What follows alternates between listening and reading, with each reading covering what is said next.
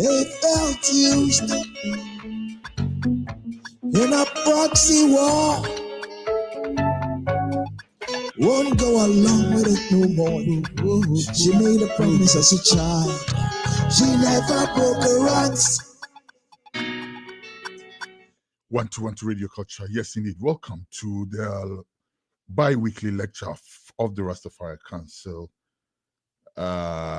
Education Committee. Today, we will be looking at the Farmers Co-operative, and the speaker is Ras Edjor. Please stay tuned. Radio Culture Airborne right now. World to come to terms with history, politics, economics, education, and others, so we don't repeat past errors. So instead of always trying to catch up with the world, this reasoning seeks to stimulate creative thinking among I and I. Tonight's topic is the Rastafari Cooperative Farming and Marketing Society Limited. And we are having a presentation from one of the members of the working committee, in the person of Ras Edjor. So at this stage, I'll invite Ras Edjor to lead us in this conversation on the Rastafari Cooperative Farming and Marketing Society Limited. So my lords and empresses, Ras Edjor, I invite Ras Edjor to take the stage. Give thanks. Give thanks, Ras. With us any opportunity way. My name is James Edjor, but my Ras Edjor, aka, just to rep the kinship of our emperor. So today's discussion is about Rastafari Cooperative Farming and Marketing Society Limited. And this presentation was put together by the working committee, which is working directly under the Advocacy Commission. Radio and culture. And cares. Basically, this to give members a broad perspective of the whole idea of this, where we are going and what we've done so far. As you can see on your screens now, this is a logo we've tried to adopt for this initiative. And the whole background of this stems out from the fact that Rastafari Council of Ghana, we aim to promote agricultural enterprise as a means of economic empowerment and community development. As His Imperial emphasized the significance of the cooperatives, he stated, and I quote, "The cooperative movement has long been known throughout the world. Cooperative must ultimately play a highly important role in the growth of our economy." And based on this quote from His Imperial Majesty, we of the Rastafari Council of Ghana decided to venture into this agriculture with an objective to promote the economic interests of its members. From the bylaws, from the cooperative registration, among this basic objective to add on to, which to have a group of farm for commercial purpose and as a platform where agricultural extension officers come and demonstrate and impact knowledge in modern technique and farming to members, to produce agriculture-related crops and on a collective and individual farming basis, meaning individually can do a farming on the basis on their own under this umbrella, or we collectively to arrange for a marketing and sales of such products, like products coming out, we marketing and selling them off, to arrange for supplies of farming and domestic necessity for its members, to provide for its members a means of savings, also to receive grants, loans, and other support in kind or cash from members, AMDAs, NGOs, government, etc. As this particular line also aligns with the current government's of supporting people in farming and other cooperative enterprises. As the committee was set up earlier this year, we have engaged in so many things, and these are a few things. We've engaged with the Volta Regional Department of Cooperative to initiate registration, and so far, as the certificate has been showed here, we have been duly registered and recognized with a registration number VRPAC 591, which hence officially makes us a full registered company and a cooperative. We've also engaged a few landowners here in Pando and somewhere in the Bono region. And we have basically some of the terms that we were able to fish out. With the Bono region, there was a land for outright acquisition where an acre of land can be purchased or can be leased for 99 years at a cost of 2,500, but with a condition of having a 50 acre of minimum. With this 50 acre at the cost of 2,500 per acre for 99 years, we are looking at about 125,000 Ghana cedi for that. And there's also another available land at Pando, which is very close to a river, that they are giving on the terms of 500 per acre per year, which we can take a minimum of 1 or 10 or whatever we want, but then per acre is being cost for 2,500. That land too could be very good for vegetables and stuff. So far, these are some of the pictures from where we visited in Pando. At the GPS picture of it, we could see a river, and these are some of the committee members, President Kers, myself, Ras Kluger, and I think our driver that took us along. These are some of the pictures from Pando, and you could see. We were told the river currently as it stands is on its west state so far. We met the family and had some few discussions with landowners where agreement was reached for us to have access to about 5 acres where we can start producing vegetables for the meantime. We've done some few, and these are a couple of expenses that we are looking forward to make in cultivating about 5 acres of that land. We were also looking at the utilization of the 50 acre land, should in case we are able to acquire it, being through loans or being through shareholders coming on board. We picked up a scenario where maybe if we choose to go for a full cultivation of maize on that land, a rough estimation of an input, although that land can be utilized for so much, and in fact, if we have to utilize that land, there will be if we have to go for that land, there will be a need to set up a whole implementation plan to utilize it, because 50 acres is quite huge. But this is just a scenario if we want to simplify it, how utilizing the amount within the first year could make, where we estimated going a full maize on that crop, and this is some few breakdown, with an input of about 89,000 farm input. We are looking at to cultivate at least 500 bags of maize if we have to put this in. This is to considering the west of the farm. We could have about 10 bags per acre if we have to perform at the west.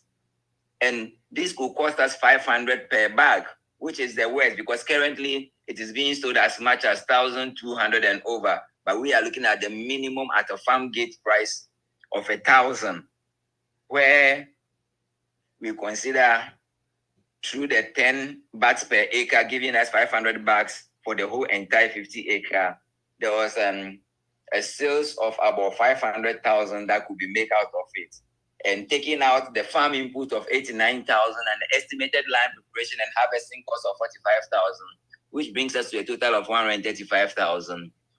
We could still make as much as 500,000 less 135, which will give us in excess of about roughly 350 to about 400,000. We are looking at making a very good sales and marketing strategy. Although currently we've been speaking to some market folks and supermarkets, there's far a lot of interest in producing vegetable for such places. Currently, we have few members, and these are the few gatherings. We are looking at promoting this in so many ways, and these are some of the flyers and things we're putting together. And please note, this presentation was made purposely for shareholders, but we decided to skew it to make it for the general. This is some of the sample registration forms and then share certificates we have put in place in case for members. Currently, due to the poor patronage from shareholders, we are cultivating a 2-acre okra farm, which yesterday we were supposed to do some land preparation, but due to late booking for the tractor, couldn't make it, and we are told today there will be a tractor on that land working.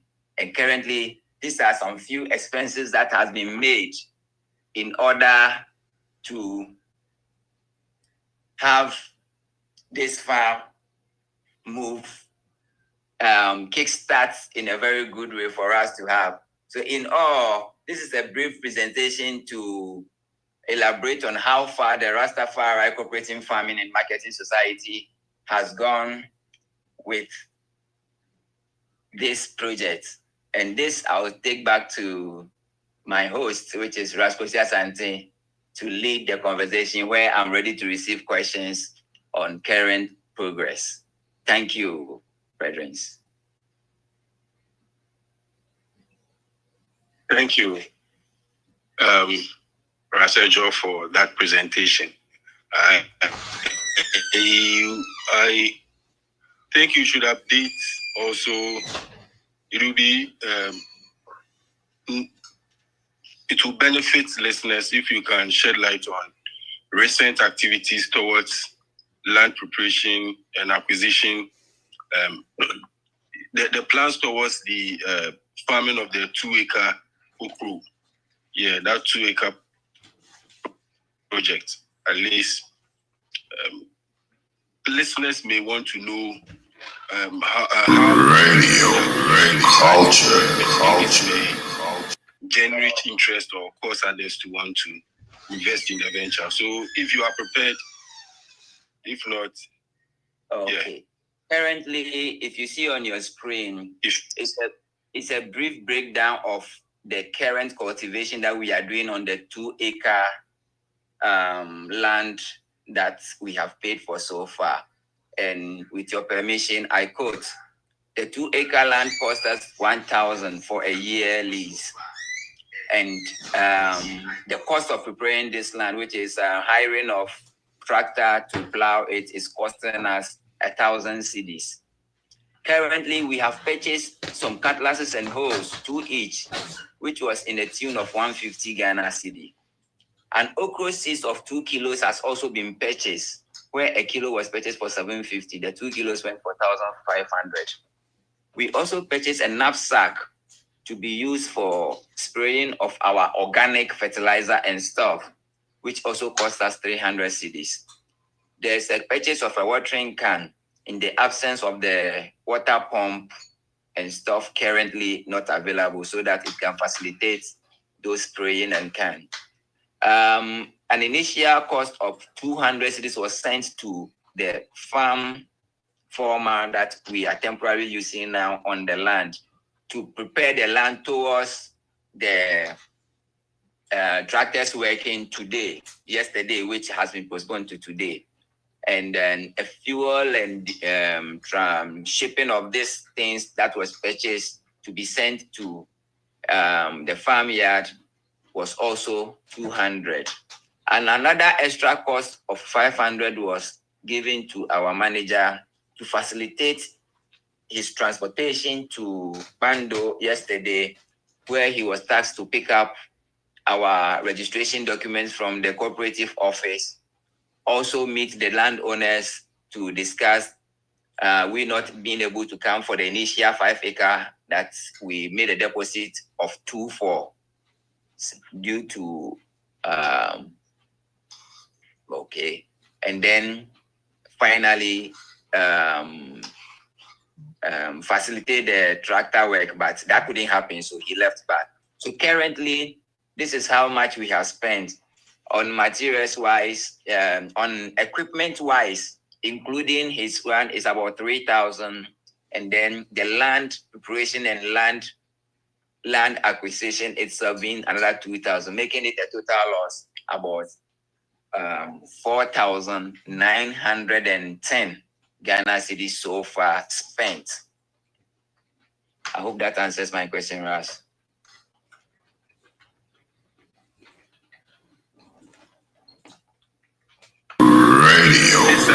Culture.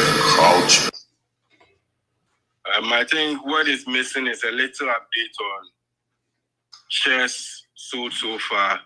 I think you have given us a breakdown on how much, what the shares, what the money accumulated has been used for. But if you give us an idea of how much has been acquired in shares totally, I think it will also perhaps allow people to appreciate the next stage that we are about to take the conversation to. Thank you. Thank you for the question. And as this particular page also present to you, this page is a bit outdated, but I'm still using it to present it because it's not far from the true picture. Currently, as we all know, to be a member is our 50 cedis and a share is 200, and we need to have a minimum of 3 shares. We have a couple of 2 members who are still has only 1 share. We have currently, this is the shareholders. There's about 3 more that is updated currently. I wanted to quote that from my phone. Hold on a second.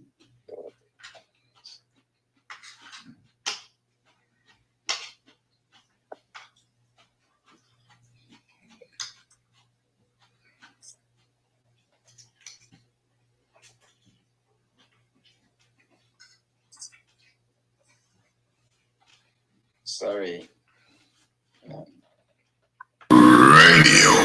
Culture. Currently, we have 51 shares sold. And these 51 shares, this particular member gives us about 41 shares, but currently, as we speak, we have 51 shares sold. And this 51 shares is giving us 10,150 so far. We have a membership registration, which is also giving us 650 so far, and then membership dues, which a few has contributed, giving us 450. So currently, our revenue received is 11,240, which includes shares, registration, and membership dues. Out of which currently we have an expenses of about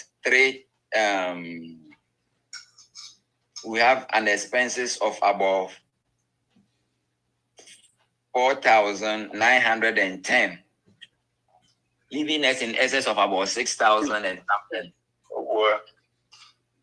So currently with the shares, we have only 51 shares sold so far at a cost of 10,150. Yes, Daddy B, please, you can come in. Okay, greetings. Greetings, my lord. How much is required to execute the 2 acres? Okay, currently, we are looking at 7,096 Ghana cedis. That is so far, and so far expenses on this 2 acre, including land acquisition. That also brings in the... No, listen, what I mean is, from now, how much do you need to finish the 2 acres? Okay.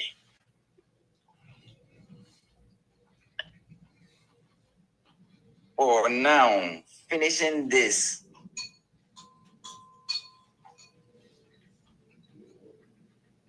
with the current what we've done so far, we are left with buying of our fertilizers. Let me take it from here. Okay. Now we are left with buying of our fertilizers, which is the organic fertilizers, neem seed oil, apex fertilizer, wood vinegar, and then we are left with the cost of spraying and stuff, and then finally the cost of harvesting. We initially had this cost made for about 5 acres, and since we couldn't raise enough money, we dropped it to 2 acres. Currently, they could have been on the screen that you can see on your screen. It's purposely made for 5 acres, but we haven't break it down for the 2 acres yet. But with this, looking at like the full 5 acre working with it initially as planned, this could have been the cost going into it fully, which is 14,580. But there is something that we are digging out currently that we started working on the 2 acre. We realized that our estimation with the actual cost is a bit different. So it's more or less like we are now coming out with the actual cost of going through it. So currently the estimation that we had it for 5 acres, and this is the actual breakdown for it. I hope this all right. So what we should do is, now that we're doing 2 acres, let us know how much is needed out of this 14,000. My next question is, how will we use the 2 acres for the rest of the year? Then, please, you are breaking it. How do we use the 2 acre for the rest of the year? Okay. You understand? Good.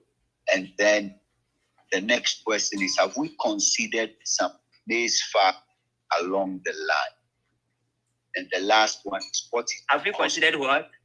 Some maize farming. Okay. Because you can grow maize in 2 months in harvest. Yes. And then the cost of the water pump. Yes, my lord. I will take it from the last one. When we were initially doing the equipment needed for the entire farm project, we got a pump pricing, and that was 2,500 for the pump. And we would have needed a hose purchase too. That would have cost us another extra 1,500. So with the hose and the pump and its works will be costing us about 4,000 in all. Also, even before we even consider the okra, we realized that this season the okra will be too much in the market, and we were even considering going for the maize from the onset. But on the working committee level, it was agreed that let's go in for the okra still, so that we can understand, since the project outlook for the Pando land is to do more of vegetable, let's not deviate from that. So it can be considered if members propose that we go for maize. Yes. What it is if maize takes 2 months to harvest, and we're grappling with raising funds, is it possible to at least even an acre of maize? And I'm sure if you do cost estimates, realize that it makes some money, then reinvest in that. So think about it. Let the committee think about it. Yes, sir, my lord. The committee. Now, I like to ask permission. My lord, your line is breaking. There's another. Come very clear. The meeting now. Radio culture. That's Ras, can you? I'm asking permission to leave the meeting. These 4 questions are the questions I had. I'm sure that when the meeting finishes and the notes come up, I'll get the responses and then I'll engage further. Sure, my lord. I have put them down. Give thanks. Give thanks, my lord. So, with your kind permission, let me vacate the meeting. Permission granted, my lord. Thank you, sir. Respect.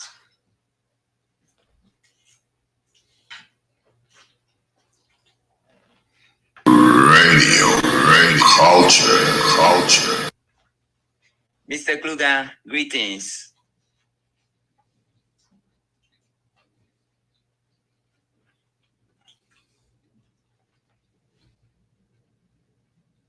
So, any further question regarding so far progress on the Rastafari cooperative farming?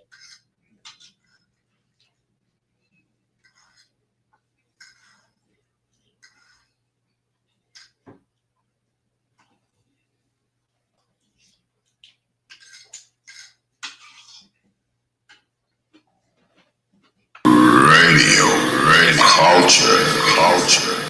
Greetings, Amy. Yes, so mine is a comment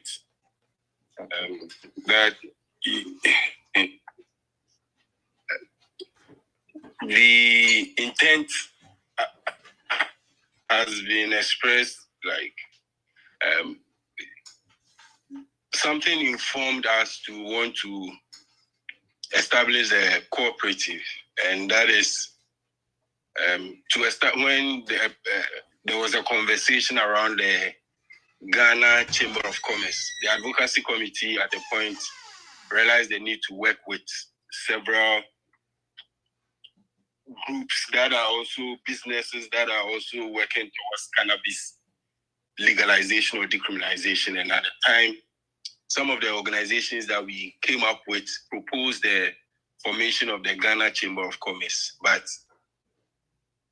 one of the aspects of the commerce was to establish a farmers cooperative to position the Rastafari community to engage so-called responsible bodies that would offer licenses when the need to farm cannabis becomes necessary. And so we established it was advised we establish the Rastafari Farmers Cooperative so that Rastafari farmers can come together and position themselves to engage government and whichever body that could grant that offer, or if there is a special grant that can be given the Rastafari community to participate in the cannabis business. Yes, and so the idea was to explore the cooperative model. But then in our dealings with the cooperative office, it's established that anything cannabis is unofficial as of now. And so we still wanted to exist until such a time when anything cannabis can be a part of the conversation. And so the idea was to initiate the cooperative farming program so that we mobilize ourselves, or we gather that momentum, we unify and have that platform where Rastafari farmers can reach out to bodies. And so this farm is a sort of template that we are using to demonstrate our readiness to farm in that area. There are several Rastafari farmers already who are not even on the project. And so the idea is that we want the community to be interested in the project to help us raise revenue through purchasing of shares. And so the presentation has demonstrated the readiness and the willingness of some of the youth to take up the project, and more importantly, to use the monies efficiently to realize that goal that we did set for ourselves, that we are establishing a Rastafari Farmers Cooperative. Through the help of Kluger, Jonah, and others, we are at this stage.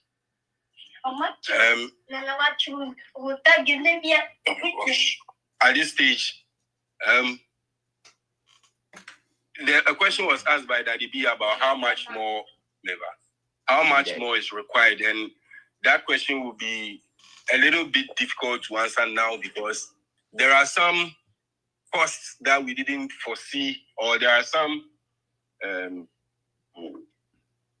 costs that we are yet to have a decision on, especially like the amount to be paid to the farm manager monthly, which will have an implication on our total input costs. And so with time, we'll update the platform or the education committee or all members here on the true cost of farming the 2-acre okra farm, taking into effect all the possible costs. There has been some recommendations that we stick to organic farming. And so that is the approach that there are several vegetables, there are several farming projects ongoing. But as Rastafari, when we are farming, we would want a farm that speaks to or that identifies with our ideals as Rastafari, and that is to take very good care of Mother Nature so that Mother Nature will take care of us. And so we are employing the organic farming approach. And this is to also say that the monocropping is not something that we intend to bank all our hopes on. Like Daddy B advised, is it possible to add these? Yes, we are going to explore all these as we start with a 2-acre farm. 2-acre is enough. There are other projects that we intend to also bring on board, like mushroom.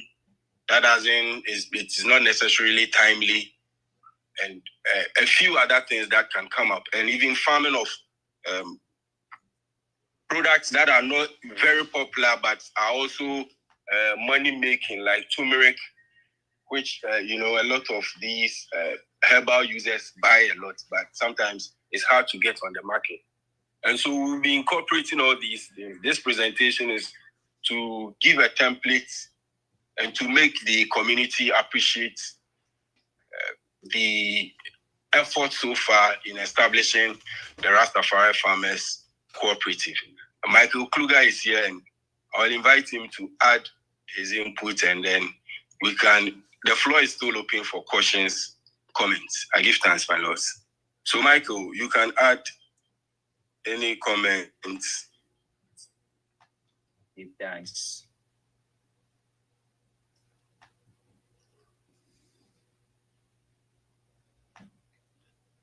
Yes, I give thanks. I hope I'm audible. Sure, you are. Yes, right. I give thanks to all the contributions and the comments. And in fact, like Asante just said, we want to go the organic way. So, at the conference, the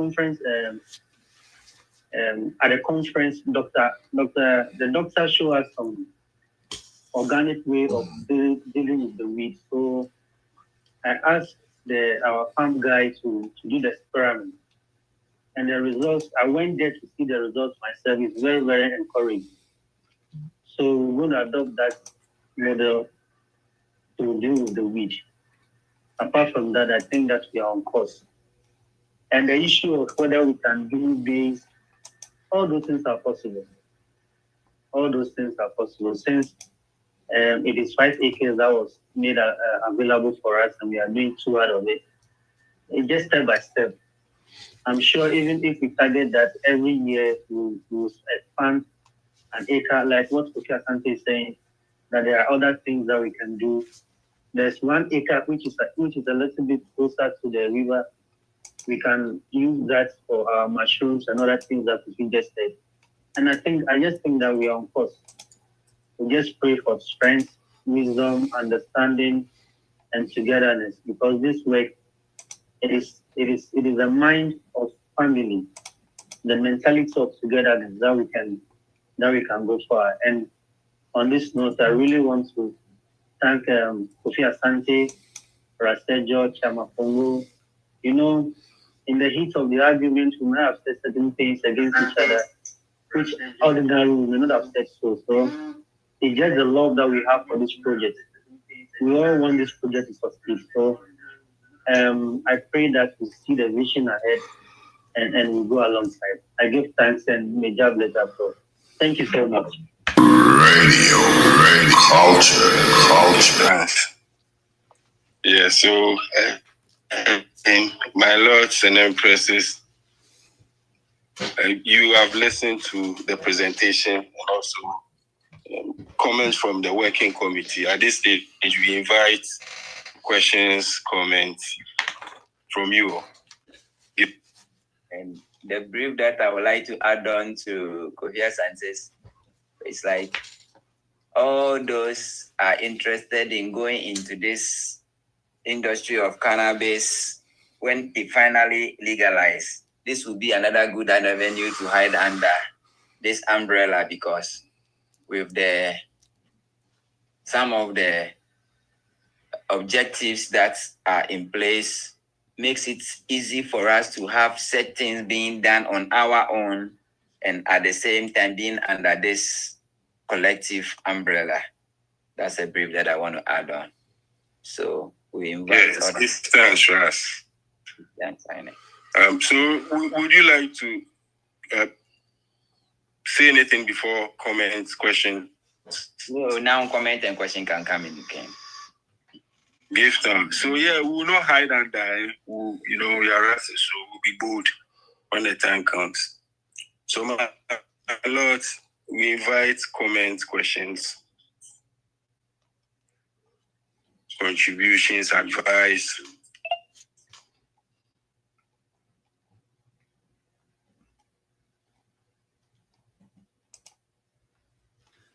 Radio culture.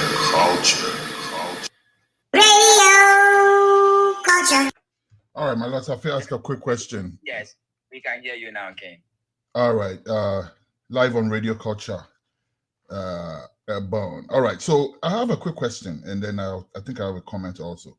My question is that let me start with a comment actually.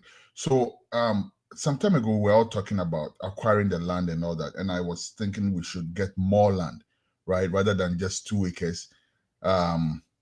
It sounded kind of unimpressive to me, but then I didn't understand that under those circumstances, we're kind of renting the land for the season only. Exactly. Yeah, so I didn't understand that was the arrangement. I've never heard of that arrangement before, so that enlightens me more.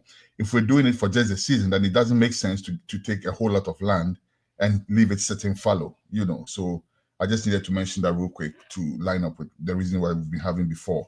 Now, that said, though, I still think that we should have done what we're doing now before going back to tell the owners of the land that we will only take 2 acres.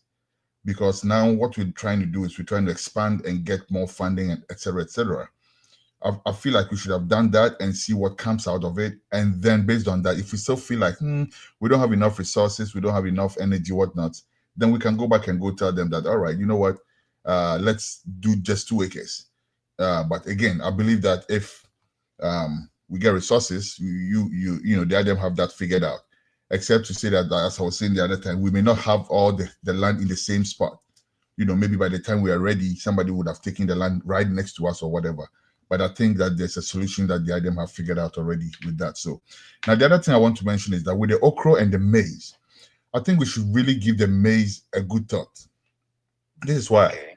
Because maize is something that can be stored, right? If you grow maize and you don't have an immediate market for it, it's something that can be, preserved and stashed away for a later date. With okra, that actually can also be stored, because we could think of maybe drying it and, powdered okra, all that type of thing. But are we ready to do that? Otherwise, what I think we should do is whenever we're thinking of something to grow, we should think bottom up. You know, as we finish everything and we harvested, God forbid, we don't get a good market for it. What is going to happen to the product? That's how I think we should look at it. Otherwise, we may go through all the hassle. And then at the end of the day, maybe so many other people are growing the same thing and there's a glut, right? And then what are we going to do with the product? If we end up with a situation like that, we should be able to package the product, whatever it is we are growing, for a later date, which is why I'm thinking maize. But then again, with okra, it can also be done in a certain way if we decide to, because I buy powdered okra all the time, so maybe that's something that we can also look at. Now, finally, we should also remember that apart from organic, we have to also protect ourselves against GMO. I know it's something that's been taken care of already, but I just want to bring it up on the platform. Whatever we're growing, whatever we're distributing, whatever we are giving out to people, we should make sure that we are not an appendage of Monsanto and all these other people. Give thanks, Rastafari. Radio culture. Transmitting online. Would you like to comment on that, Mr. John? Michael? Yes. Can I? Yes, please come in. Yes, go ahead. Yes. So,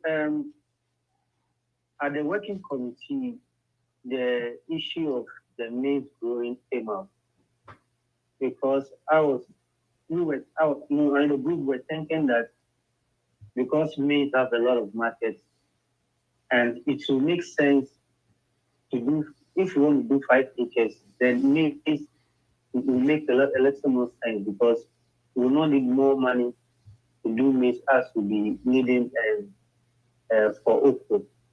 And also, as you talk, about the storage and all those things that you talk about, yes, that is good for me. But like Edjor said earlier, the okra, the Pango project was mainly for vegetables, and so the issue of the maize, we still look at it. Like I said, the land when I went and I was talking to, when I went down and I was talking to the landowners, I told them that just even though we are doing 2 acres now, it doesn't mean that we are leaving the 5 acres. They should just give us some time. We wanted to see how the land will work. We wanted to see the potency of the land, and we'll decide what to do with the rest. So even when somebody comes, I'm pleading with them, they should give them far away, not closer to the 5 acre dimension. And we laugh about it. And I think it's something that they will do because of the rapport that we've created, the amicable friendshipness that we've created so far with them. So the maize could be considered. Like I said, the dream now, like from the working committee, is that we are trying to expand every year. If you do the okra now, and we see the way it goes, the next year we look at what we can add to it, then gradually we'll go like that. And I give thanks. Yes. Ras, I think that recommendation will be duly considered.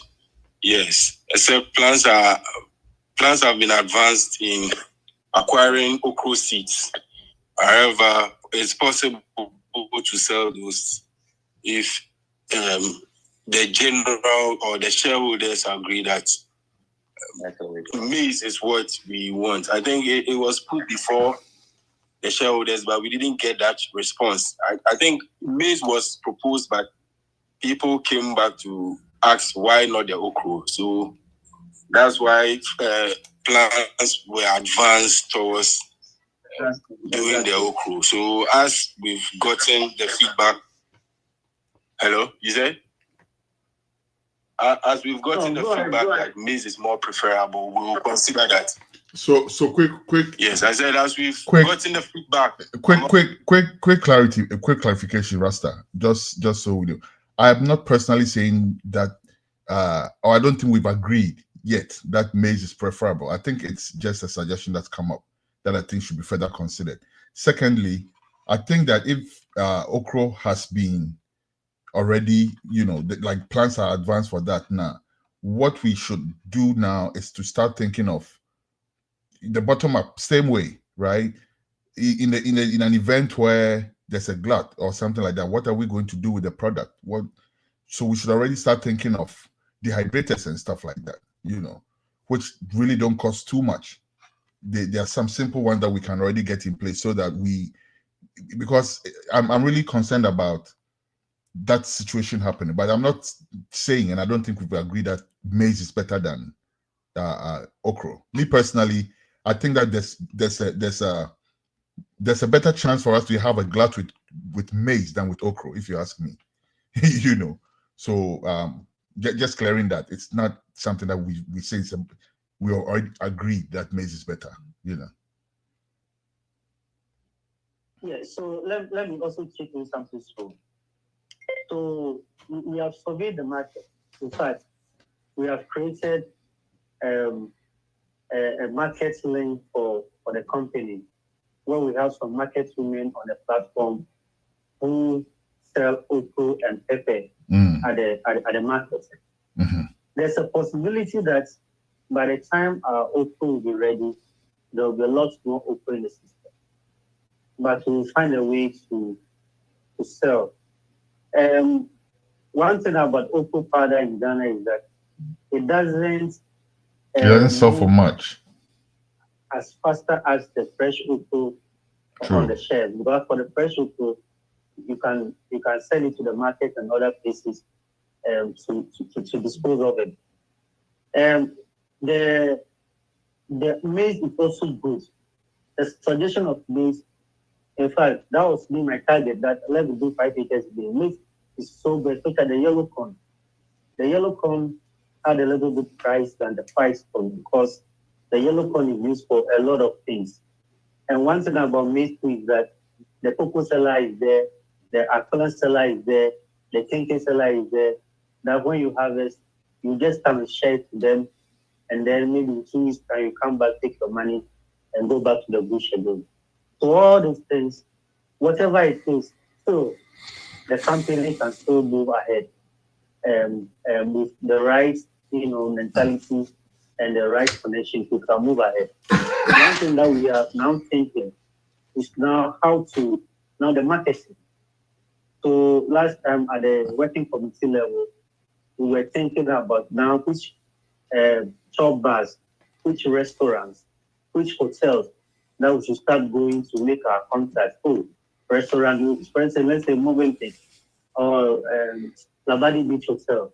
We have organic okra that we wanted to sell. By this time, the okra will be ready. So we would like to take some.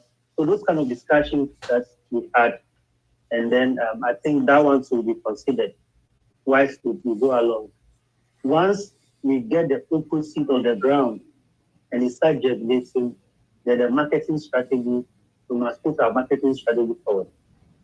The bylaws now have, make it even more better and clearer how we should go about disposing of our products, what we should do with our income, how we should invest and all that. So the way is clearer. Now we just need more of our members to come on board. Like Ras Sanchez said, buy more shares, then we can see our way forward. So whichever way, the company will still stand. I give thanks. Radio, Please, any more question, comments? Yeah, so I think that comment from Jabeloved should be taken very seriously. And my Lord, we appreciate the clarification that you are not insisting on maize, but we also appreciate maize is less labor intensive, cost intensive compared to okra. So the recommendation is worthwhile. We'll see how we can work with it. Yes, but more importantly, like we are saying, okra is very perishable, and marketing opportunities should be sought even before harvesting. And so Michael Kruger is doing well with that by engaging some shops and some market women. And so we anticipate the problem and we are putting measures in place. We like the advice and we'll work towards ensuring that our produce are sold without perishing. And so I think we also appreciate the advice that we need to get dehydrators. And we should have solar drying means by which we can dry and powder in the worst of circumstances. As if we are not able to sell fresh, we shouldn't watch it go waste, but employ means by which we can still make money from the harvest. So we are still inviting comments, questions. If anybody wants clarification on what has been said. I think Jah Beloved made a comment about the land acquisitions. Please, did you also take note about the Bono land, which is giving us a lease option of 22,500 per acre for 99 years? So I think some work has been done on that angle also, which is called a capital intensive angle. Yes. So we have engaged for them. The least, the more lands you buy, the lesser the price. And so they offer from 50 acres onwards. But if people want 100 or more, I'm sure the cost may come down. This negotiation was for 50 acres, where it's 2,000 for 55 years or 2,500 for 99 years per acre. And so this offers the possibility of developing food forests, growing trees, long-term trees that can be used for building purposes.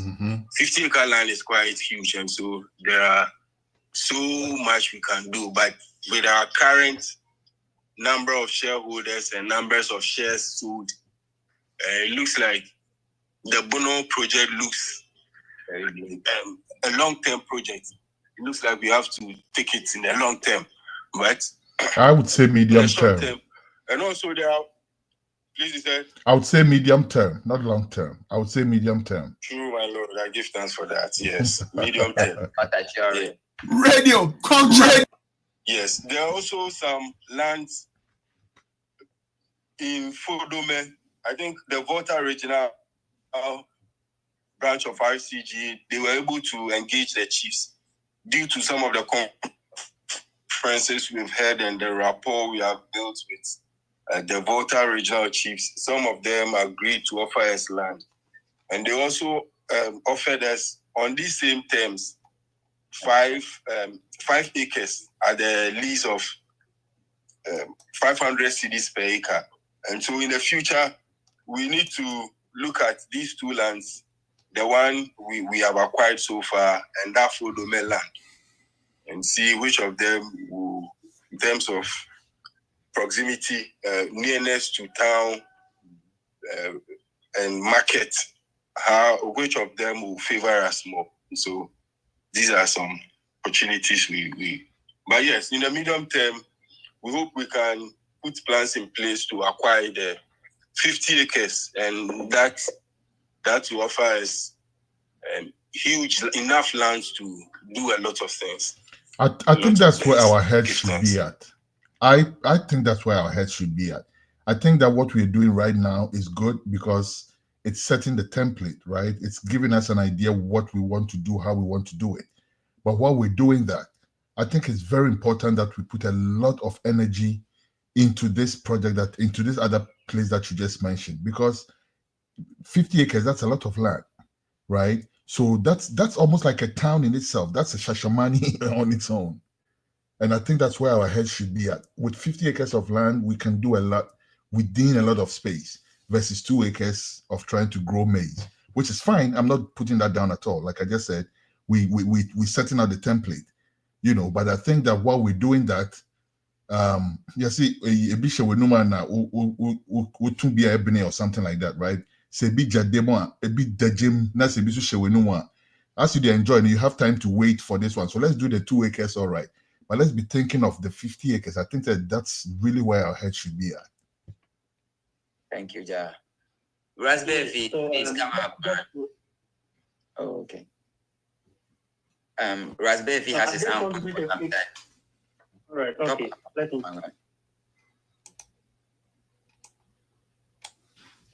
Radio culture. Martin Baby, please. Radio culture. Okay, Klugan, you can put in your whilst we wait for him.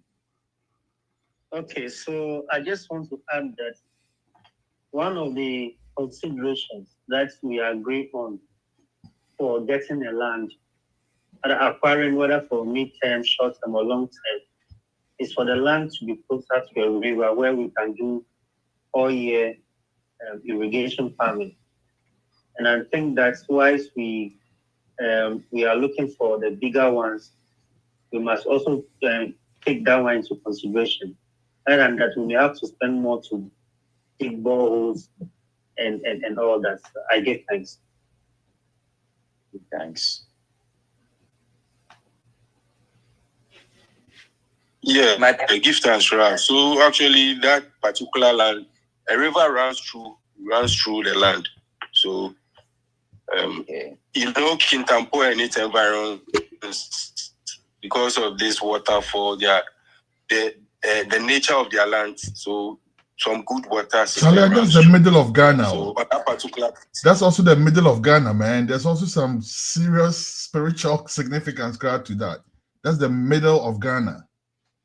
So imagine, say, Rasta, they control 50 acres in the middle of Ghana. That's not joke, if you ask me. Very powerful, my lord. Very powerful. Radio culture.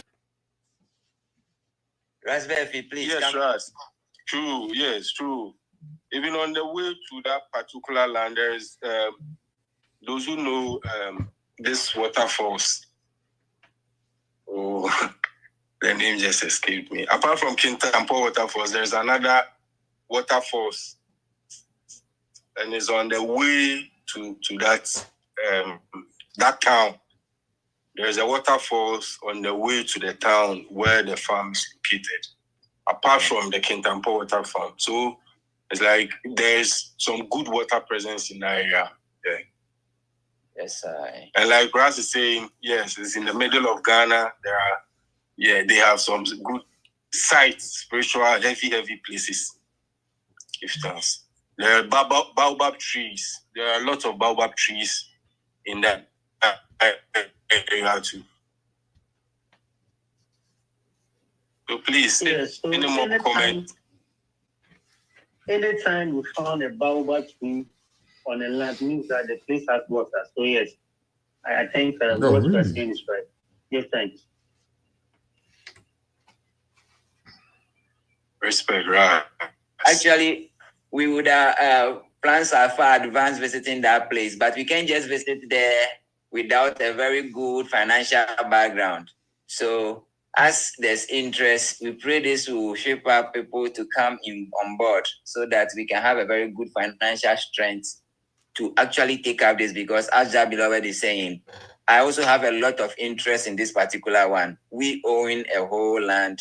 It's quite very significant for us. So I think I also fucks with that idea.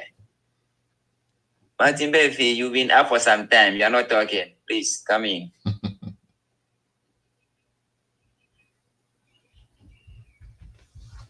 Radio culture.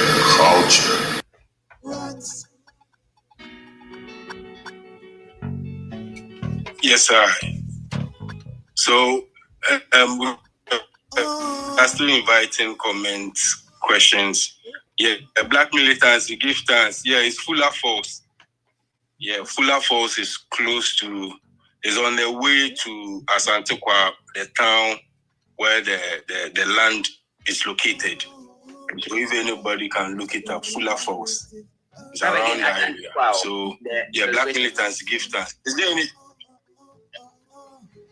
Fuller Falls, that's the name of the waterfalls close to the farming area. Fuller Falls. So on the way to farm, we just Asantequah. Asantequah. Okay. Asantequah, the nearest town. Yeah, but the village is Sabule. I'll update you. Okay. Transactional acquisition. Worship God cause of baby. Black militants, is there anything you want to say? I've seen Empress Sadia.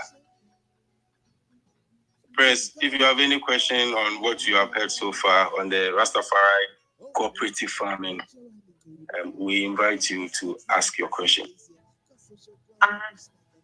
I'm sorry, I logged in late, so I missed most of the information, but still I'm following, so give thanks. Give thanks, Give thanks, Empress.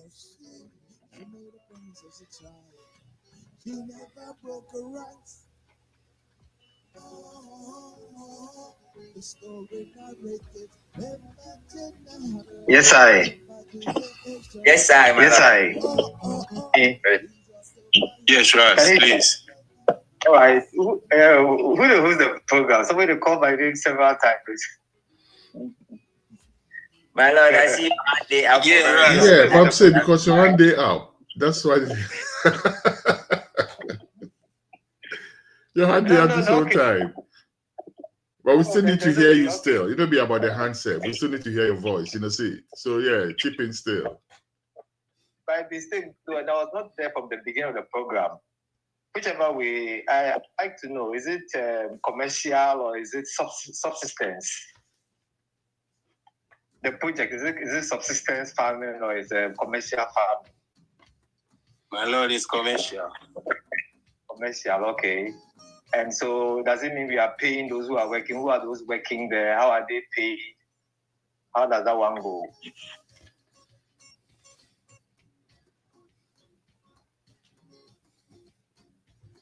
Yeah. Yes, my Lord. Actually, I said, those who work there, are they paid? Or what basis, do they work there? Who are those who run the farm and on what basis do they run the farm? Yes, my Lord. We are employing a farm foreman who will be permanent worker. Then we'll be taking laborers as at we need people to work on. That's the model we are starting currently. At least I didn't want to say anything till I understood what was going on, but because my name was mentioned several times, I was forced to come in. Just to say hi, Yes, hi, my Lord. Thanks to hear of you for you. Yes. Your hand was I hear you saying okay. I didn't see that. It's a learning process. Yes, very well. But perhaps Jar raised my hand for me. Thank you again. And thanks for your inputs. Yeah, I was saying this. I heard you saying, well, is it that we have started nothing at all, or there's something already being going on? Oh, something is going on, my Lord. We are currently on the land preparation of a 2-acre land for over cultivation. Is that the first project? Yes, that's the first project we are taking up now. Okay, good. Then okay, very well. So who are those going to work on the farm and how do we sustain their livelihoods? Okay, so currently we have a farm farmer who is going to be paid on a salary, but then we will be hiring farm hands as when we need more hands on board, and that will be on a daily rate basis. That is how we are carrying. So, is it possible to tell us the capital we are starting with on air like this, or that one we can't disclose it here? Oh, we've already spoken about it a while ago. Currently, we have sold 51 shares so far, which has raised us about 10,150 Ghana cedis. Okay. We have also raised some money for registration, which is about 650, and we've also raised about 440 Ghana cedi as at dues collection. So far in total, we have about in excess of 11,000, which we are using part to acquire 2-acre. We've used part to acquire 2-acre land, and we are cultivating okra, and we are currently preparing land now with tractors on the land. So what do we expect from this investment we are putting in? if you are putting in, say, 5,000 cedis, what are we expecting? Okay. Do we have that? Yeah. Yes, we had currently the 5-acre land we are working, the 2-acre land we are working. We were planning to go for 5-acre, and we had some few breakdowns on that. If you can see my screen, we had some cost analysis with 5-acre, but unfortunately, the money we had in hand wasn't that enough, so we reduced that to 2-acre, which we have started working on so far. So we are now trying to get a breakdown for the 2-acre, but it's something for the 5-acre, and that is what I currently have on my screen being shared to you. Okay. Okay. Then how are the brothers involved? Those who are working, how are Rastas involved in this project? How are the Rastas involved? How is RCG involved? We are just pumping money and others are doing the work, or we are involved in the work itself? Okay. The idea is to get Rastas on board to take up fully.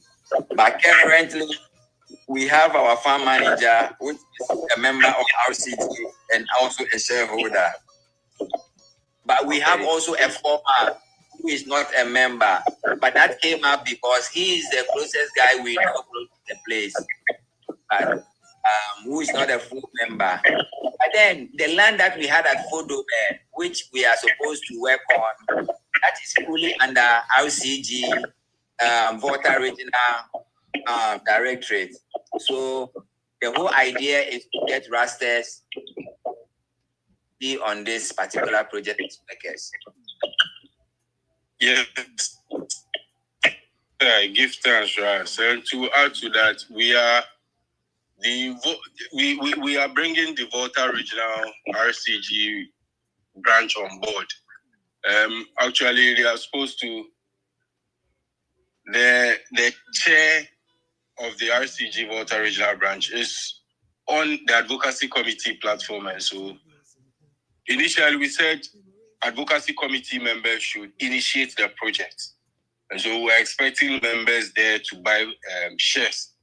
And so his inability to buy a share is why he's not on the shareholders platform, and therefore being able to play that role as expected of the region. But I'm having that conversation with him. That conversation is under that they would participate fully in the project and provide some NOBOA services for the project, since the project is in their region.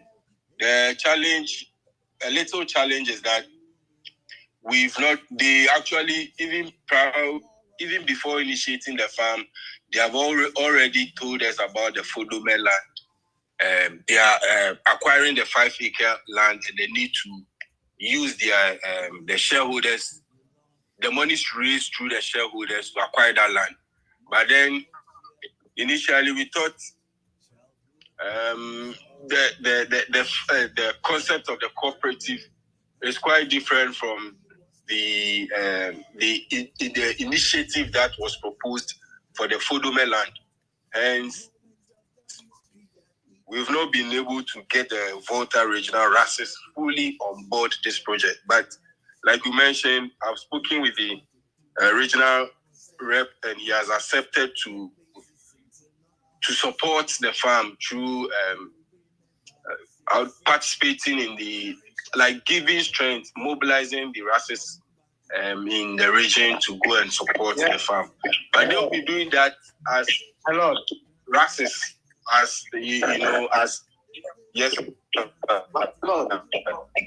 I think this is our first project, and we are absent. Yes, they'll be doing that. Hello. Excuse me, I just wanted to know if this is our first project and we are absentee farmers in this project, what are the lessons we are going to learn? There will be nothing to learn. I think that we must have first-hand experience in a project like this.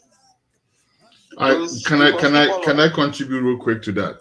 I think that if anybody is available to do that, I don't think nothing holds the person. However, to be very realistic, if we say we just sit down and wait until we have some group of members who can effectively manage the farm, I can promise you the farm will not take off today and in the next couple of years.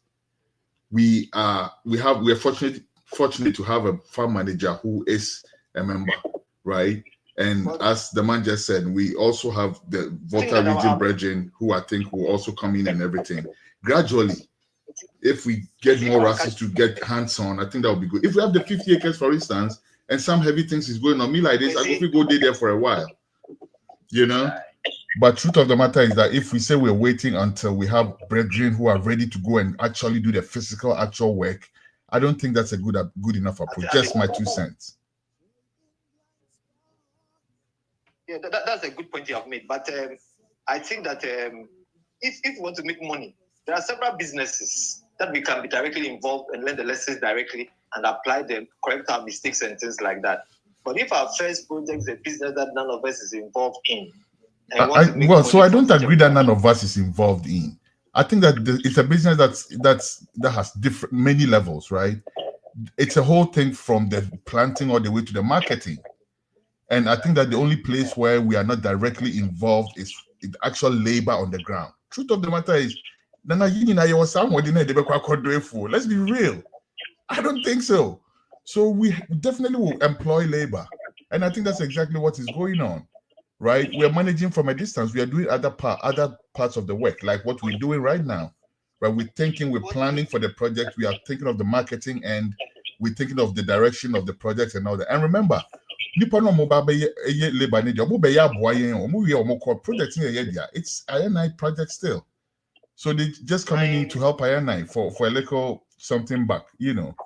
So personally, I don't think that's something that should hold us back, though. Just me thinking. I'm not talking about holding back, but I'm thinking about the alternatives. If you want to make money, why do you want to import something that you are not directly involved? So what are some of these alternatives, Rasta? Yes, good. That's the question. So now we can put that on before the people. Radio culture. That's why we're here. Let's hear that. Let's hear it. If we want to do farming just for the sake of it, that's a different thing altogether. But if we want to make money, we must ask questions. Is that the best way to go into it? If we are prepared or is able to go into it now, what other thing is there? Can we deal in something else? That's what I'm thinking about. Like I said, I didn't listen to the thing from the beginning, but since I've on my mind as I'm listening to the program and things like that, because I think that I don't want to rake in the past and things like that, but I think this is the first project that RCG is doing based on contributions from people, investment or shares. So what are the challenges in the first one? Was it also based on farming? What are the challenges that came up before that thing crashed? We must think about all those things as we are going into the new one. So we don't go and fit 20 points again. But I think the first one brought setting, and I think that the problem has not been solved completely. So if you are going into a new one, and that one to these challenges initially, right now, supposing that none of us is there, the foreman, I'm not saying that he is not reliable or anything like that. But if he comes out to say that the thing did not succeed, what are you going to do? There's nothing to do at all. I mean,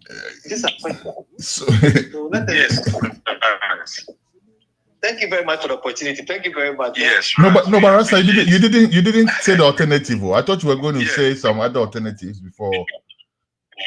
For that one, I don't think that it should come from one person. There are several of us, and people are closer to RCG, and there are several of us. So I don't think that I may suggest something, but I can't say I'm not done that. So I can't bring in anything now. But there are several business. We could trade, we could buy and sell, we could manufacture and sell, we could manufacture something and sell, we could also buy and sell. You see. We can also even buy and produce. I mean, like manufacture. So there are several options there. But that one that we should put it on.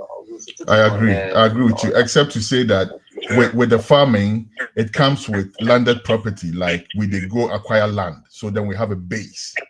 So to me, I'm all for that. And plus, farming is all about food, which is vital, you know.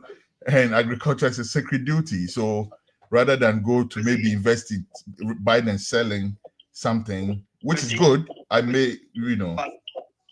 Yeah, man. But If give it's thanks. about getting paid. Yes, so If it's a- Ras, I think some bit of information here. So to make money, yes, and there are several models within RCG towards making money, and the farmers cooperative wasn't even initially about that. There is the Rastafari Farmers Cooperative we intended to implement, which we have gotten to this stage. There is also the Rastafari Traders Cooperative, where we gather things and sell abroad, either through one of the recently, I think last year, we mobilized some things made in Ghana products. Most Rases were asked to bring some products on board. Some of the brothers have taken it abroad and are making sales. And we are hoping to make our money from that. And so that is one avenue, the Traders Cooperative. The Farmers Cooperative, I'm saying initially when Ghana got involved so much in the cannabis conversation, after so many conferences, cannabis conferences, there was the need to position Rastafari to be able to acquire license when there is a need to farm, when they give the opportunity to farm ganja. But mostly we realized that the cooperative model is what will allow us to come together under one umbrella to initiate that farming. The intent was for cannabis farming.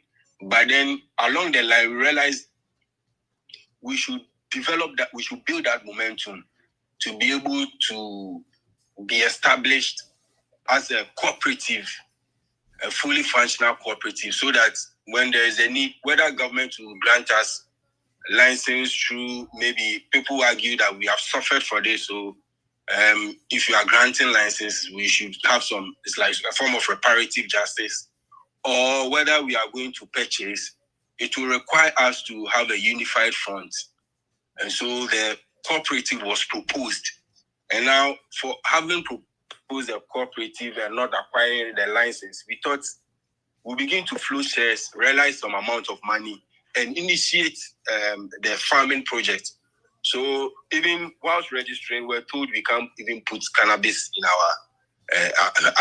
our document as people who want to grow this in the future because of the laws. And so, yes, we did put other stuff there, including okro and other things that we are going to farm this and that we are going to market and produce this. That is why we are choosing the farming option. That is not to say that we don't want money as RCG. RCG wants money, and that conversation should, that you have started, or the questions you have asked, we should table it and find solutions to that, making money. But if my explanation should serve any purpose, I just want to put it that it is because of the cannabis project that we want to position ourselves to be able to farm in future.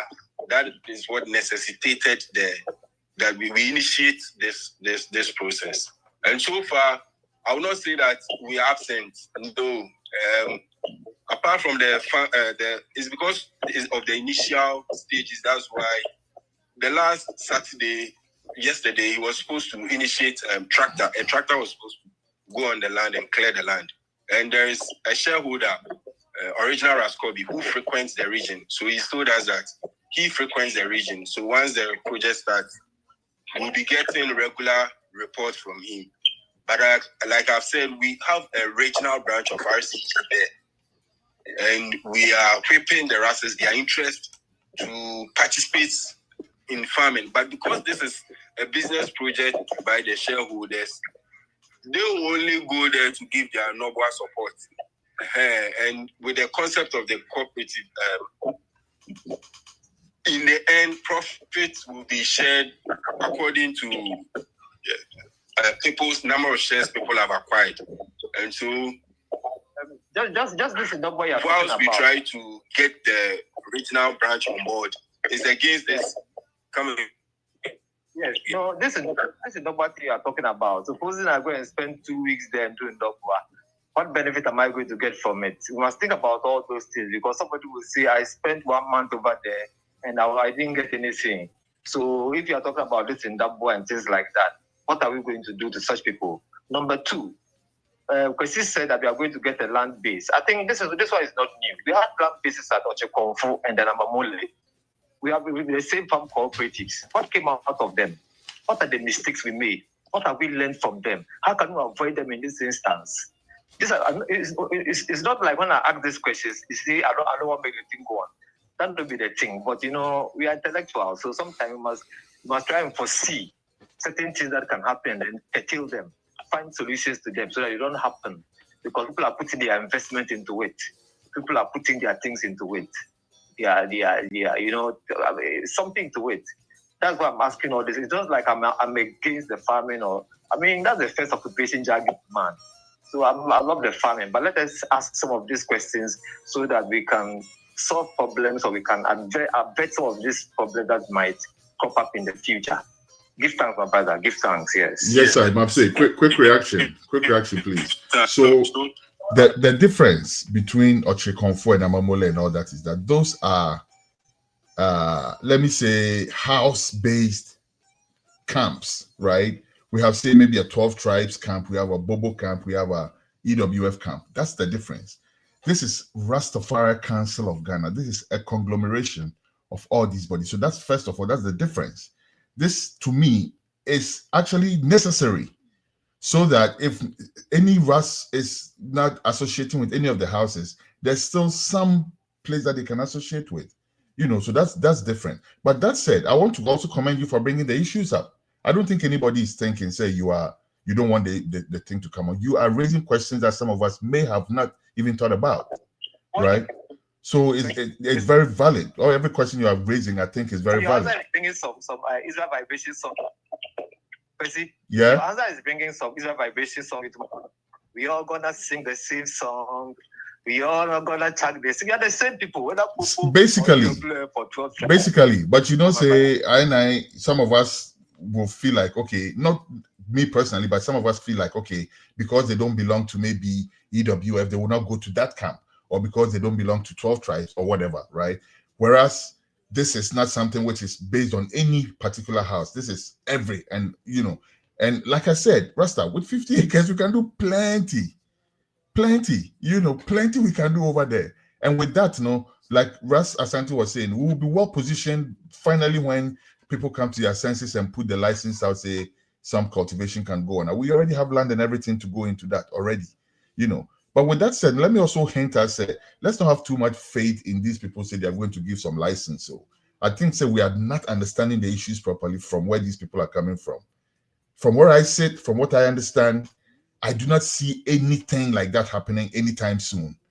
So it's about time to lace up our boots and get back on the ground and put fire to their feet to make something of that nature happen, Because if we're sitting down thinking, these people said, yeah, this and that, and we're waiting for maybe some kind of couple months and they're going to give licenses to grow ganja, trust me, it's not going to happen. They are not thinking about that at all. What they were thinking about is industrial hemp, right? Even that, the restrictions that come with it. And if you speak with some of them, you realize that they don't even understand the issues. They don't understand the difference. So let's get back to work, making them understand the difference and getting them to do what they need to do. Just the other day, and I'm sorry I'm taking a bit too much time, but just yesterday or so, I saw one of these journalists on radio and TV lambasting ganja like nobody's business, saying all kinds of things and bunching it up with all kinds of negative stuff and stuff like that. We have to make people understand that the fight has to go on, is what I'm saying. Because right now, I think most people think that, short way down the road, they're going to give us some license to grow ganja. No, sir, that's not happening. Sit any MP down, ask them vital questions. They will tell you that that's not where their heads are at. Give thanks. Radio culture. Okay. Yes, I think Ras Martin's done some important that maybe if we spend the next 5 minutes at least talking about what were the problems that came up the last time we tried to work on a venture as a collective, the RCG. Because whether we like it or not, that'd be a problem where they people in their minds, right? So if we spend time just, highlight some of the key problems that came up and try to take a look at the situation where we're inside now and say, okay, this is what happened. That is what happened. This is what we want to be on guard against. And then we talk about what we've thought, what we've learned from those things. So I think it's crucial, because no matter what we before we move forward, right? But it's crucial so we will see the things where we want to avoid and the things we want to do differently. And everybody here, Martin, to say. So we go do something like that for the next few minutes. Maybe Ras Kofi, you then did it. I want to come in now because I've tried all these meetings to come in. I've never been able to come in. So let me just invite. Greetings to everyone, first of all. Greetings, yes. I'll start from the Ochikonfu and the Amamole team. I can't talk too much about Amamole, but I know say Ochikonfu, what happened is that it was we, the Rasta man, them who were on the farm, as how Martin Befi is trying to suggest that we should be on the ground doing the work ourselves. We did it, me and Bosco and Little Joe and Wanta and some other bridge in them. We did it, and then people have to come up. Bosco, like, they have to go to school. Unfortunately, 12 tribes too came fresh, so we have to keep it going. Those things kept us away from the farm, and then the bridging we put on the farm, he wasn't a faithful Rasta man. He sold the materials and the tools and some of the sockets where we plant the sockets, and then that is how with the Ochikonfu farm stuff. The next one is we started the Black Star Line Cooperative Credit Union, which was going on nicely and had a lot of members. But there was, I will plainly put it that the management relaxed a little bit too much. There was a little bit of like not being on the job, because as a supervisory committee member, if we report to the board, you don't take action. And those are some of the reasons we make the cooperative go down for now. And then now, because the cooperative doesn't belong to the Rasta people, it belongs to shareholders. So the shareholders make decisions. And those decisions are not maybe what Rasta wanted to do. So we have to accept it. So some of the faults with that. Now, this farm we are doing now, this small one we are trying, we are there. We are not absent at all. We went to see the land and acquire the land. Then we have a farm manager. So the manager is supposed to be going there to check things for himself. And he was there yesterday and came back because the structure couldn't work. So we are still hoping that within this week, the tractor will work. I think maybe 2 days, they will get a tractor to do the work. And then we ourselves, like with the working group, we shall be frequenting the place. We have been thinking about having some cottages there so that when we go there, we can just settle on the farm, spend some couple of days before we come back. So we shall be there, but we cannot leave it for Rasta and them to go and do the work. We have to take laborers to do the work, and then we pay them for what they do. So that is the whole thing. And as Kofi Asante said, we want it to be organic. We have to also employ labor to weed the farm inside when the crops start to grow. So basically, those are the things I think I should put forward right now. The Bono region, the land there, man, we will take it and plant things on it. There's a brethren whose name is Ego Farai, because some of the others know him. He's now a chief in Western North. So he's also inviting us to try and come there because they have a lot of land for us to develop real estate development. So we need to put that into mind eventually. Give thanks. Radio.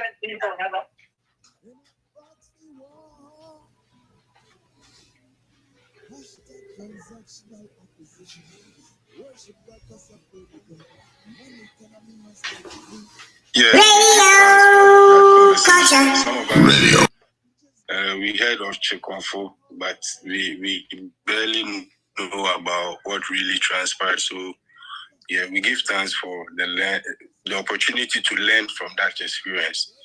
And we want to assure members that we are also informed about the existence of some of these efforts before, and we are cautious about not making mistakes that have already happened in the past. We can't say we are perfect, but we are committed to getting the right things done. More importantly, efficient utilization of the resources that has been availed to us. And so, yes, the concerns, the threats will be there, but we are like willing and ready to deal with that. Yes, as a working committee for the farmers cooperative, most of us are not interested in spending anybody's money. Yes, and also we are careful about misusing the funds that are in our hands, and so we entreat once to have the confidence in us and buy the shares, help us generate revenue, and we also invite your day-to-day advice as shareholders on how to meet your needs. And so moving forward, we are not politicians, we can't promise heaven. The natural challenges that every farm faces, we may face them, but we are prepared to deal with them. And again, yes, I believe it's been answered very well that our focus is not on the Rasta community providing labor for the farm. When you ask if somebody spent a period on the farm and is demanding that money, that means if that person is able to provide the labor that is needed on the farm, that means we will not have to go in for an outside labor. This is like we will employ the Rasta community and pay them if they are readily available as casual labor on the farm. We'll give them that priority. But in the event where we can't depend on such labor, we will employ any available labor and pay them. Yeah.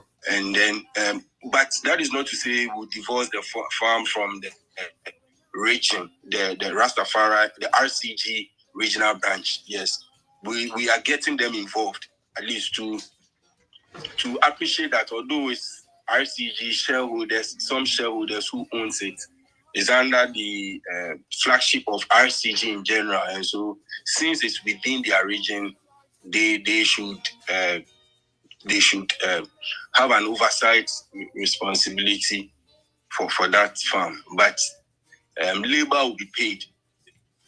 We try, yes. So I believe, my Lord Jamatin, your question is answered. We have a little more time to take comments. But you know, my Lord, come in. Yes, what I'm talking about is many creator. And when you come to you create, I'm going to be so yamame.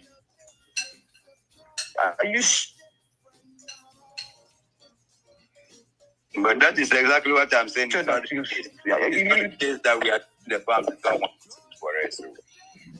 Let me calculate for you. It's not the case that we are leaving the farm for someone for us. We are employing people to work on our farm, which is normal with every commercial farmer or big farmer. They employ people to work on the farm. So with these people are being employed, the manager. Who are going to manage? Who is going to manage the farm? We have a working committee. Or the manager? We have a working committee. Me, Kofi Asante, Ras Edjor, and Michael Kluger, who is the manager of the farm, and also the boss. So we are on the farm. We are not just giving somebody the farm for it. That's why there was a long argument yesterday, but the manager wanted to be there and rent a hotel and stay till make sure so the land is plowed and before regional Rastafari to suggest that sometimes we can be there for us. So that is why he didn't have to stay there overnight. They didn't prepare for him. So we are not leaving the farm for someone to do for us. There was a break. All I heard was that we rent a hotel to stay inside. If you could come again. No, he's supposed to rent a hotel to stay inside and stay for the weekend to do to sit with the land preparation is taking over. But there was an argument over that concerning expenditure. So he thought he could have gone on Saturday and come back on the same Saturday. But when he went to track, he couldn't get a tractor to do the work. So that is why he has to return and go back. It's like marriage. When you are going to marry, you should use your heart to think more than use you should use your mind to think more than use your heart to think. I think that we are taking certain things for granted. For Raskobi himself, I don't think he's stationed there. And to be able to, he thought that to be able to monitor the thing, well, he must be given hotel accommodation. So right now, what he wants, he didn't get it. So how is he going to manage the thing efficiently and willingly? Yes, Ras. So apart from the farm manager, we have a foreman. So the farm manager works through the foreman to get things done. The foreman is, the village person. He's on site, and he has the ability to move in and out of the farm anytime necessary. And so the farm manager instructs him after a decision has been reached by the working committee on what to do. The farm manager instructs him on what to do. And the foreman is experienced in farming. He's not a novice. It's like the reason why we went for him is because he has worked on other farms before. This is not. It's like I would say he's not somebody who doesn't know anything about farming. He knows so much about farming, hence we have engaged him, and we will be employing casual labor through him. And so we will be doing regular visits on the land to. I think when Kex came, ascertain whether the funds used has been utilized for the purpose. And so, these are the checks that will be in place to ensure efficient utilization of resources. Excuse me, question about talk about organic farming and then GMO. The manager, does he also have the same, inclination towards these things as we do? Not necessarily, he doesn't. But then we do. The Volta Regional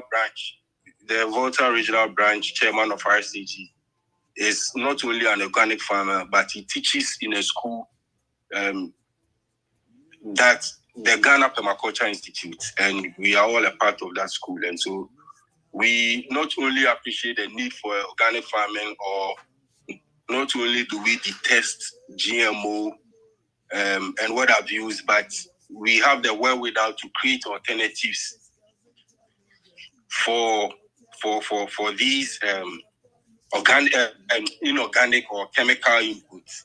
Yes. And so, yes, we have the farmer himself may not be, I don't see him well equipped. He has been working on the usual chemical agricultural farms. And so now we are orienting him towards organic farming. And so, like I said, he takes instructions through the manager, who also acts based on decisions of the working committee. And so we don't expect them to, or the foreman to bring in any inputs that we have not sent directly to him on the farm.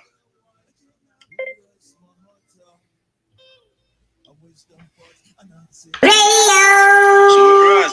we appreciate the fact that you are exposing the threats that we will be dealing with so far as farming is concerned. And yes, please, like Ras Edjor advised, if there are more threats that you think we should be concerned with, please put them on board. And yes, we those that we don't have the wherewithal to deal with it, we'll seek the knowledge.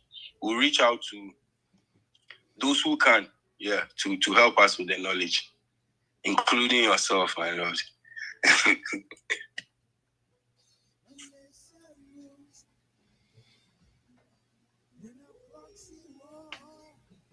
So please, more comments, questions, clarification. questions. Yeah, we are inviting input.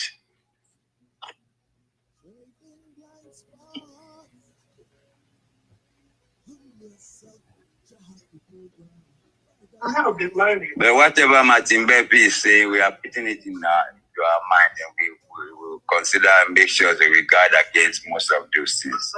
Already, most of us have been on the palm already. Raskopi Asante Rana is on the palm too.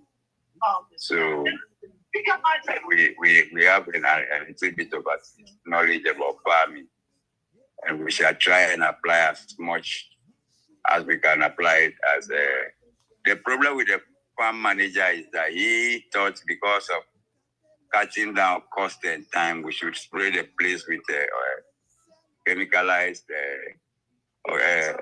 weedicide. But as an organic farmers and for our own health, we don't have to go near those things.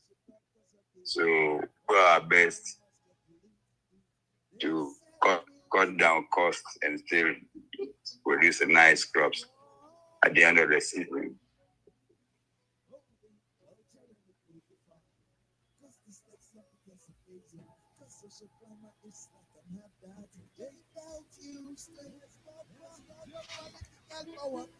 Unipolar. Yeah, so we are still taking comments, questions. We have not heard from Porfirio, and he has been listening, so I believe he has something to share with us. Is there any concerns you'd like to share with us as we try to wrap up? Yes, I Rastafari. Rastafari. I was trying to just do my corner, but anyway, I think that I want to give thanks to those who put this initiative together, and also to giving this presentation today. And I give thanks for everybody. However, I think that the questions that Ras Martin is raising are very, very, very important and crucial questions. And I personally, I think that we need to actually respond to those questions before we even go and start anything. By that I mean that we have to learn from the benefit of hindsight, right? Like he said, some of these things have happened before. I mean, I used to be one of those who used to spend weekends, going to Ochukofu to be fetching water and all that kind of stuff. So I'm saying that the questions that he's asking is in the best interest of any initiative that we are intending to take. And I think that if we can critically look at those questions and come back with answers to those questions, then we may be in a better position to take off rather than to go into the thing and then try to, seek solutions as we move along. And then my next question would be, the whole thing was said to be a commercial venture, which I think is great. But I believe the last slide that was on, it showed that the total amount of investment needed was about 12,000, if I'm not mistaken.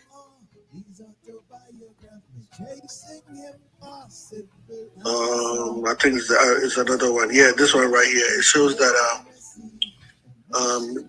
from the land lease to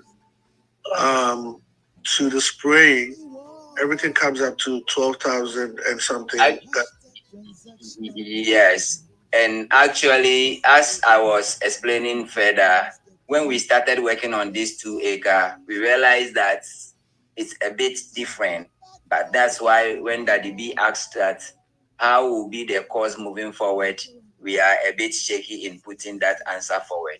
So basically, this is the outlook we put up initially. Yes. Okay, so I give thanks for that response. However, I think that, so for instance, before we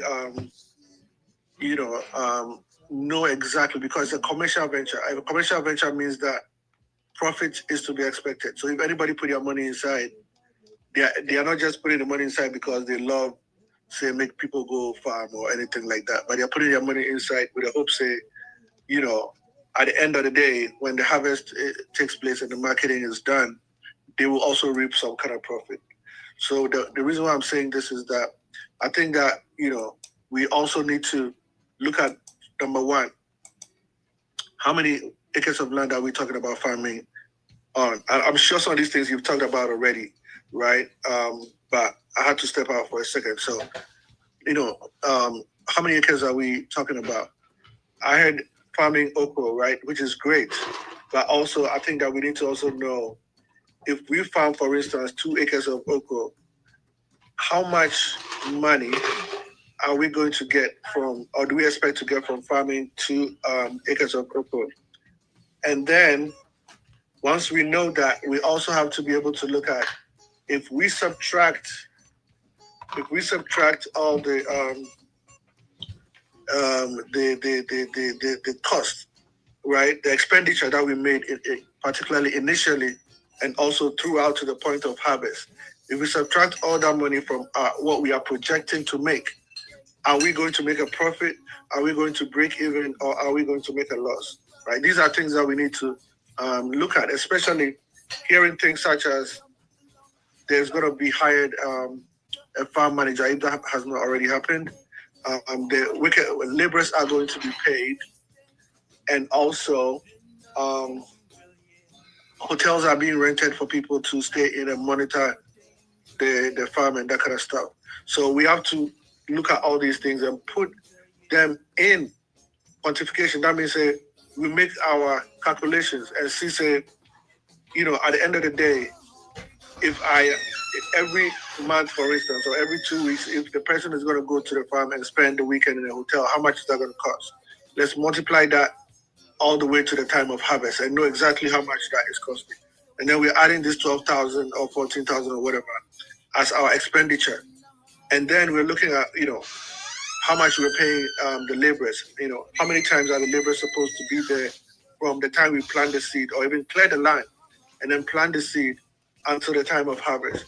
So once we have a figure for all that, and then we also have a figure for how much we expect to make once we've sold the okra, then we can subtract that and say, oh, you know what, this is going to be a profitable venture, or this is not a profitable venture moving forward, so let's look at some alternatives. So this is my thing. I think that this is great, right? But I think that we have to answer those questions. It'll be good to come back with another presentation which, you know, highlights, you know, responses to those kind of questions, so that, you know, the way forward will be clear. Give thanks. Yes, my lord. Can I make a quick point, Rasta?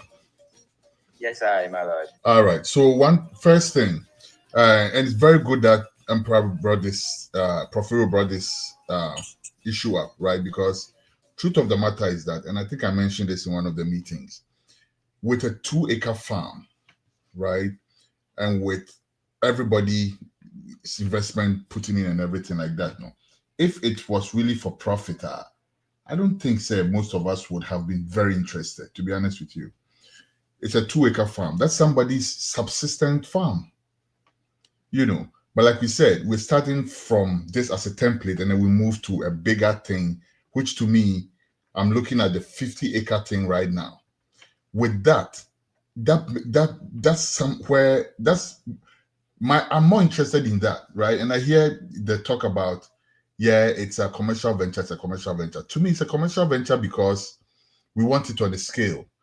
But we also have to define it properly, because if we look at it solely as something that we want to invest in for profit, strictly, it may not be the very best investment platform, let's be honest. Like Mapse said, people may be better off buying and selling. But I think we should look beyond just profit, right? Yes, we should approach it from the viewpoint of profit, because we need the profit, we need the resources. It's one of the things that we have spoken about many times. We need that wherewithal to do the things we need to do. But I think so we should look beyond that at establishing something, which is why my argument always was like, oh, 2 acres is too small. 2 acres is too small, right? But then I've understood the issue is small, so I'm not really fixated on that right now. What I'm saying is that yes, it is a profit margin, profit making thing, and we should look at it like that. It's very important that every question is answered before we move. I agree completely with that. But I also think that we should also look at this more from the point, the standpoint that it's a legacy that we want to leave, right? It's a legacy project as far as I'm concerned, because if it came to making profit, 2 acres of land to grow okra for all of us to make profit, you can't. I mean, let's face it, So yeah, that's just what I want to chip in as. Let's look at it more like a legacy project and look at the 2-acre one as a template, right? So if there are any mistakes, we'll make those mistakes with the 2-acre one before we move on to the bigger project. But we still don't want to make no mistakes with the 2-acre one if we can, because we've already made mistakes that we can look back on and learn lessons from. So just wanted to make that quick point. Give thanks. Radio culture. Thanks, my Lord, for these comments. It's well noted. The committee has noted most these concerns. It's 9 o'clock and time has exhausted for the reason. I'll ask if there is any final comment, question that anybody would want to share, so that the presenter will give his closing statement. Give thanks.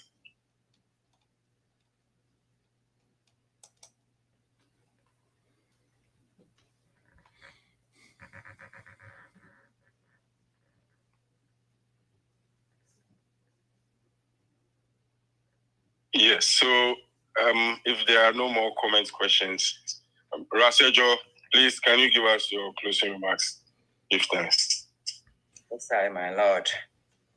Thanks you all for the audience. But as Prof. Rio said, and as I explained, and as Jah Beloved said, this particular 2-acre land is just a test to it. And looking at the profit aspect of it, we have hold on with a lot of expenses to it, and then we focus on this as a case study in all. But be as it may, there's a strong conviction that this thing will not be a loss, but a gain to us, no matter how it goes, because every scenario putting up is at the worst of it. So if at the worst of it, this is what it looks like, then probably we'll definitely come out something good. Some of us join along the way, and this deliberation has brought out a lot of things that has happened in the past, and it's very helpful moving forward. We are new in the system, and I think we can also help with quite a lot or some to keep this going forward. We'll plead with members to show interest in this venture so that we can all come out with something good for the Rastafari Council of Ghana, and also position ourselves very well for this legalization that is coming up. Although Jah Beloved has said he doesn't trust the system, well, you have also tasked us that let's push it for it to work the way we want it. And this will be a very good vehicle for all us to rally behind to let this dream work. And we'd like to end it here and give thanks for everyone for being part of this reasoning today. Blessed day, Gwen. Radio culture. Transmitting online. Radio culture. Radio culture.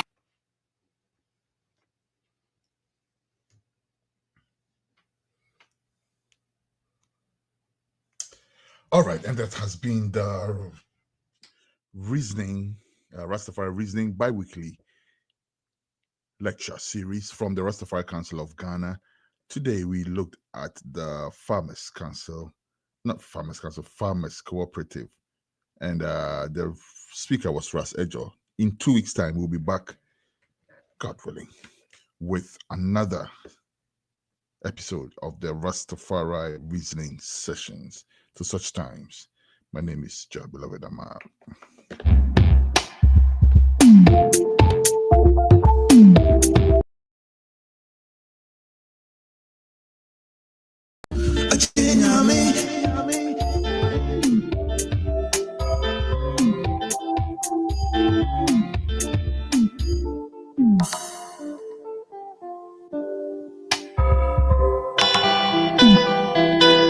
How you remember